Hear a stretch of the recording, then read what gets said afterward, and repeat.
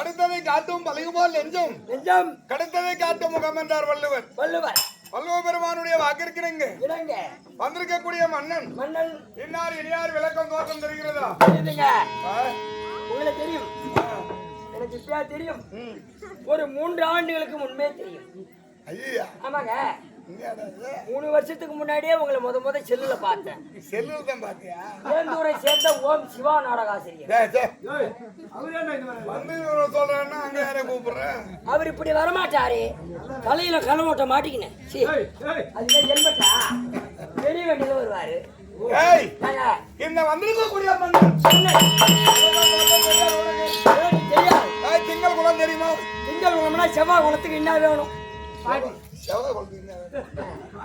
சோமன் குளம் தெரியுமா? துண்டு குளத்துக்கு என்ன வேணும்? ஒரு கிண்ணம் பாடிக்கிறான். சந்திர குளம் தெரியுமா? இந்த இடம் இருக்குல்ல, ஏன் சந்துல போய் குளம் வச்சா? எவ்வளவு விஸ்தாரமா இருக்குது. இந்த நேரா போன இந்த இடத்துல எனக்கு இடம் தெரியாது, இடம் இல்லாத அங்க போய் வரணும். எதை நான் போய் வந்துட்டேங்க, சந்திர குளம் இருக்குது. நமது குலாச்சார வறுமை சொல்லுங்க ஐயா. சந்திர மகன் முதல் மகன் மகன் ஆய்வு மகன் நகுசல் மகன் யயாதி மகன் ஜனமேஜய மகன் நைதானிய மகன் புரோதன மகன் தேவாதி மகன்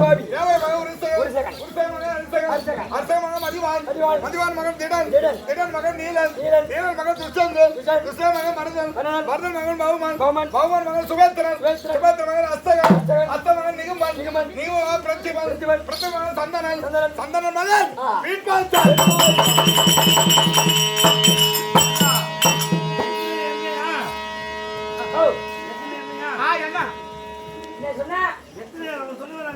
அவர் என்ன சொன்னாரு? அவர் ஒண்ணு சொன்னாரு, நான் ஊம் போட்டேன். 36வது தலைமுறை. 36வது தலைமுறை என் பாட்டனா இருக்க முடியாது. ஆமா, அதாவது வீட்பாச்சாரி வரை அப்படி சந்திரகுலத்தை ஒத்திருக்க முடியாது.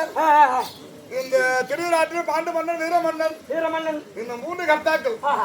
திருவிழாற்றில் காந்தாரிக்கு பிறந்தது 101 பிள்ளைகள். பாண்டு மன்னன் குந்தமா மத்ராதேவி பிறந்தது.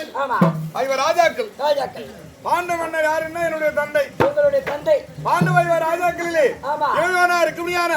என்னுடைய நாமதேயமோ சாஸ்திர நிபுணர்.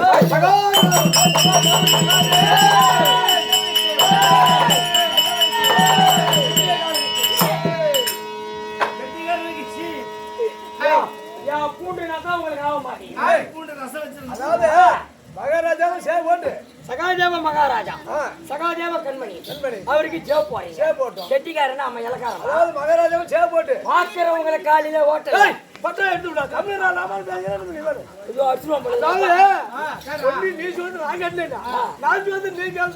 கேக்குறேங்க. அதாவது மகாராஜாவும் சேவ் போட்டா அது என்னைக்கு நல்லது வரும். மகாராஜாவும் சேவ் போட்டு மந்திரிக்கு சேவ் போட்டா எதிரி புண்ணியம் வராது.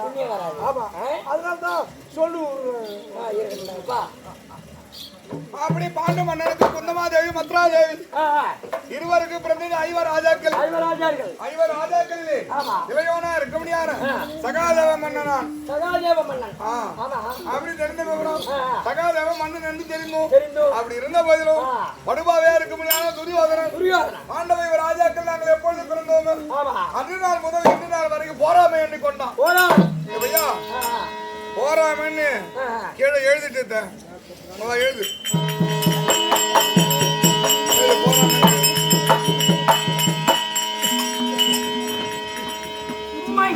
போராமன்னு எழுதிட்டியா? இந்த போராமன்றது இப்படி படிக்காத, அது தலைகீழ படி. அப்படி போராம படிக்கணும்னா என்ன ஆகும்? அதே போல படுவாவே இருக்க முடியாது அந்த துரியோதனன். பாண்டு மன்னன் என்னுடைய தந்தைக்கு அது வந்து 2 மனைவி. உங்களுடைய தந்தைக்கு 2 மனைவி. 2 மனைவி. 2 மனைவி யாருன்னா குந்தமாதேவி ஒன்று, மத்ராதேவி ஒன்று. குந்தமாதேவி ஒன்று, மத்ராதேவி ஒன்று.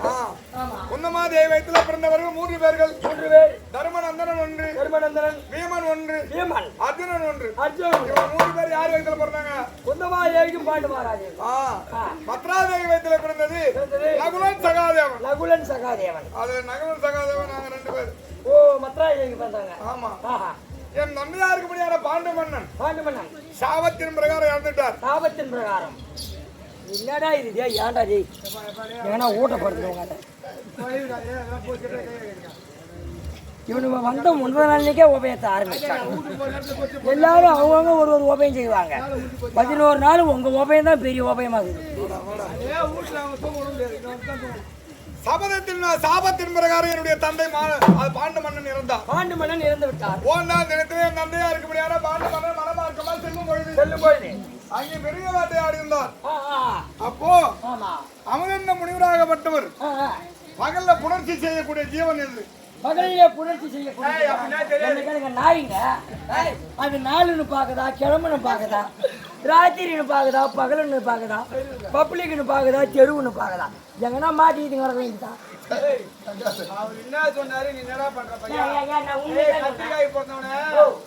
புணர்ச்சி செய்யுதுன்னா பிள்ளைங்களுக்கு தெரியுமா? தெரியாது.